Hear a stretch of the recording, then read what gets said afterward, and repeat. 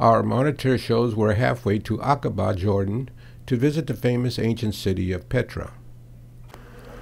From our hotel, it's about a mile trek to the Sig, a narrow gorge split apart by tectonic forces thousands of years ago, and the main entrance to Petra.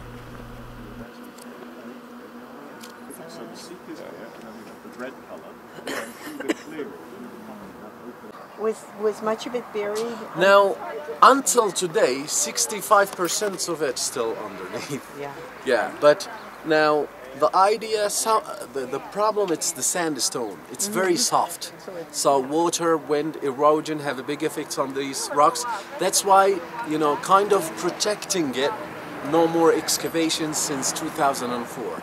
It's a cold morning as we make our way to the Sig with Petra's highly respected guide, Ahmed. By the way, Petra was and still subjected to earthquakes. Geologists, they were able to estimate 42 major earthquakes from the year 2400 BC till the year 1927. The Nabateans who carved Petra, they were very rich people.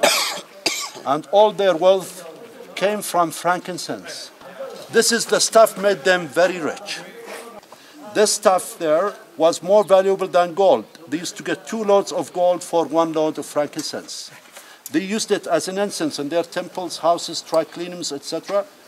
So they sold it to their neighbors in Egypt, Greece, Turkey, China, India, and that's why they became very wealthy. So as I said, they used to get 2 loads of gold for 1 load of frankincense. And myrrh, it is an aromatic stuff obtained from the trees and the shrubs of Commiphora genus, and used as perfume. It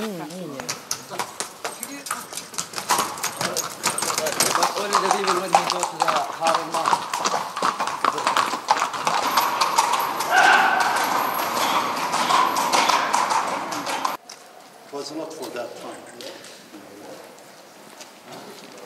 Guard stations like that one, can you see it? The one here behind us, and each one. Now, in order to get the first glimpse of the treasury, please, try to walk over there and look straight down.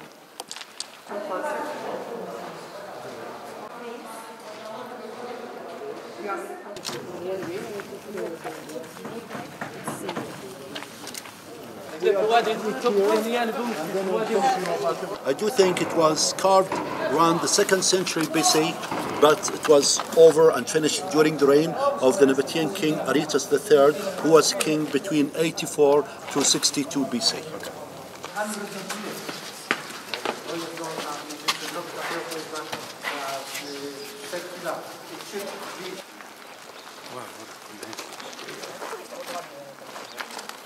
And then we found the 12 double order tombs. I mean by that, 24 skeletons.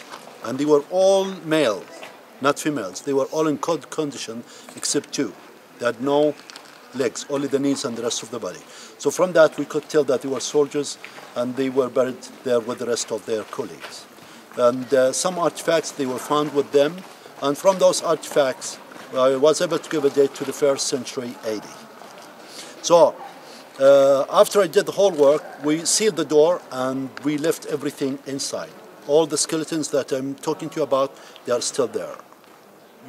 So, hoping that one day they will be able to clear it up, and then it will be reopened and use it as actual museum. Any funerary objects found, or yes. have they been looted? No, they were found and they were sent to the Archaeological Museum in Amman.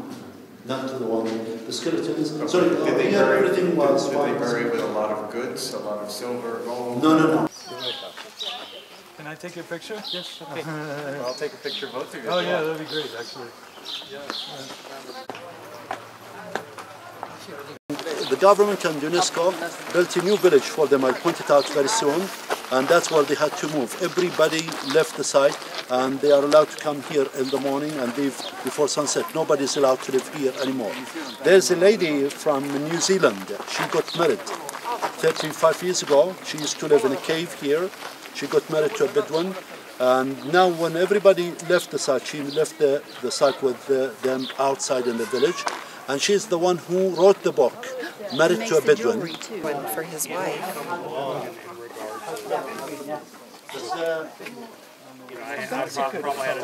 People hiking up there.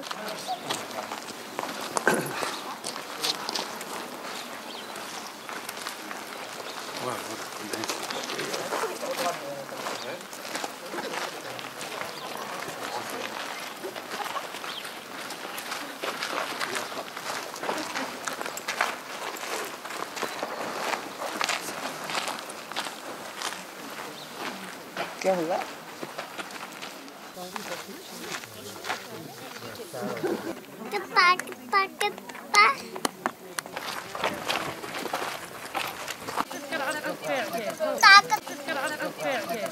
Seems that whole building was covered by fresco, but came off over the years. We end our stay with a fun and memorable evening, savoring their gracious hospitality, entertainment, and delicious local cuisine.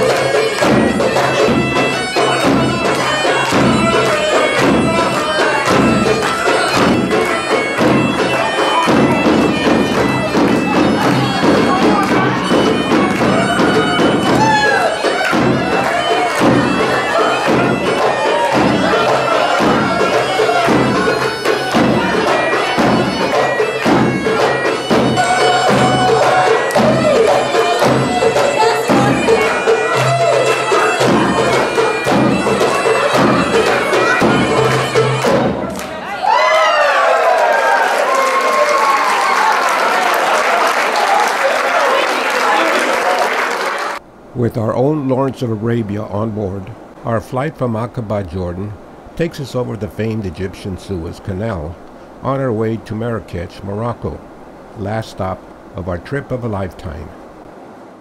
The next morning, we're on our way to the famous souks of Marrakech. Souks are retail areas within a walled city section known in North Africa as Kasbahs or Medinas. Since these streets are very narrow, donkey and human pull carts are used to deliver merchandise to the stores. The Marrakech souks were built around 1100 AD and today encompass about 6 miles of maze-like streets. Some Kasbahs were used to confuse and slow down invaders with these narrow winding streetlets. Historically, the souks are divided into retail areas for particular goods such as foods, leather, carpets, metalwork, etc. Marrakech today is one of the busiest cities in Africa and serves as a major economic center and tourist destination.